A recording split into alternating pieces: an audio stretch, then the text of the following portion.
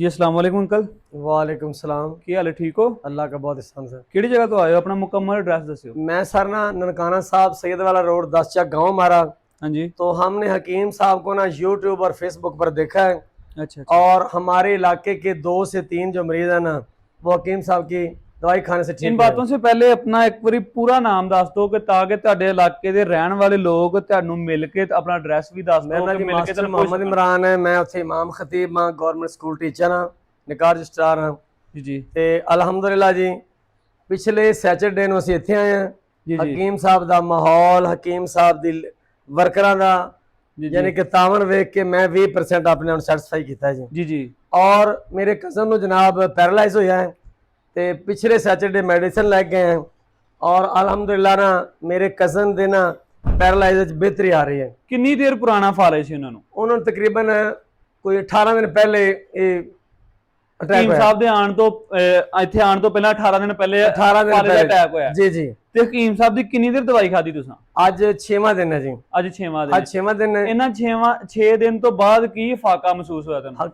ਸਾਡੇ ਮਰੀਜ਼ ਦੀ ਸਿਹਤ ਠੀਕ ਹੈ ਜੀ ਜੀ ਜੀ। ਤੇ ਉਂਗਲੀਆਂ ਹਲਕੀਆਂ ਹਲਕੀਆਂ ਹਰਕਤ ਕਰ ਰਹੀਆਂ ਨੇ। ਮਾਸ਼ਾਅੱਲਾ ਯਾਨੀ 6 ਕਿ ਦਿਨ 80 ਮੁਤਮਿਨ ਹਾਂ।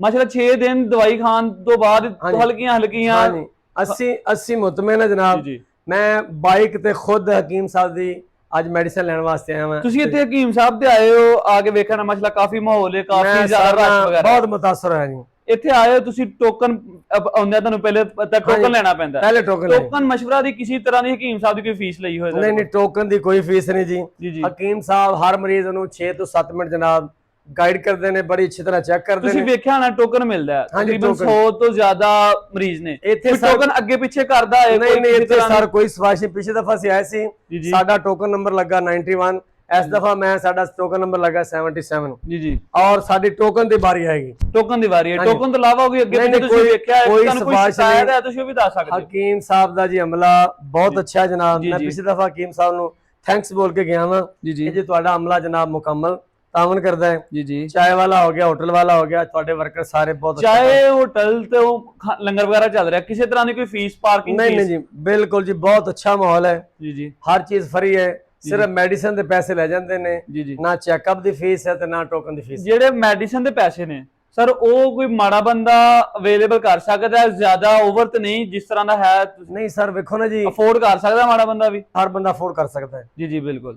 ਇਹ ਹਰ ਬੰਦੇ ਚ ਇੰਨੀ ਸਕਤ ਹੈ। ਹੁਣ ਅਸੀਂ 120 ਕਿਲੋਮੀਟਰ ਬਾਈਕ ਤੇ ਸਫ਼ਰ ਕਰਕੇ ਆਇਆ ਹਾਂ, ਬਿਲਕੁਲ। ਲੇਕਿਨ ਬੰਦਾ ਇੰਨੀ ਅਫੋਰਡ ਕਰ ਸਕਦਾ। ਮਰੀਜ਼ ਸਾਡਾ ਅਲਹਮਦੁਲਿਲਾ ਮੈਂ ਤਾਂ ਬਿਹਤਰੀ ਮਹਿਸੂਸ ਕਰ ਰਿਹਾ ਹਾਂ ਸਿਹਤ ਦੇ ਹਵਾਲੇ ਨਾਲ, ਔਰ ਬਾएं हाथ दी उंगलियां हरकत कर रही हैं। जी सर, बहुत शुक्रिया सर। अस्सलाम वालेकुम। वालेकुम सलाम।